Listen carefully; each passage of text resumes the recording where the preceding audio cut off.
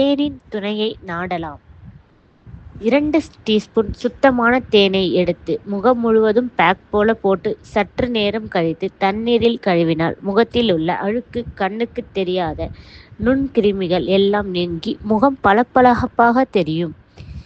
தேனில் தயிர் கலந்து தினமும் தடவி வர 7 நாட்களில் நல்ல பொலிவுற்ற முகத்தை காணலாம். அல்லது பூவின் மகரந்தம் அல்லது ஆஸ்பிரின், இவை உங்களுக்கு அலர்ஜி எனில் தேனை தவிர்ப்பது நல்லது. முட்டை மஞ்சள் கரு. முட்டையின் மஞ்சள் கருவில் வைட்டமின் சத்து, நீர் சத்தும் அதிக அளவில் உள்ளது. முட்டையில் உள்ள மஞ்சள் கருவை மட்டும் எடுத்து முகத்தில் பேக் போட்டு சற்று நேரம் ஊற வைக்கவும். இதில் உள்ள சத்துக்களை சருமம் அப்படியே உள்வாங்கும். மஞ்சள் கருவில் உள்ள புரத சத்து சருமத்தின் ஆரோக்கியத்தை காக்கும்.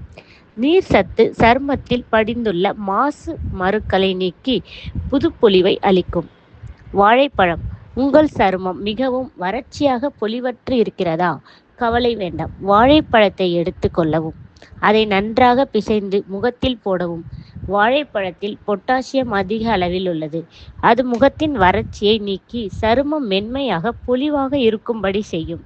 வாழைப்பழத்தில் வைட்டமின் சத்துக்களும் இருப்பதால் சருமத்தின் நீர்ச்சத்தை சமசீராக்கும். தவிர சருமத்தின் படர்ந்துள்ள கருமையை நீக்கும். தோலில் சுருக்கங்கள் விழாமல் பாதுகாத்து இளமையான தோற்ற பொலிவை அளித்து வழங்கும்.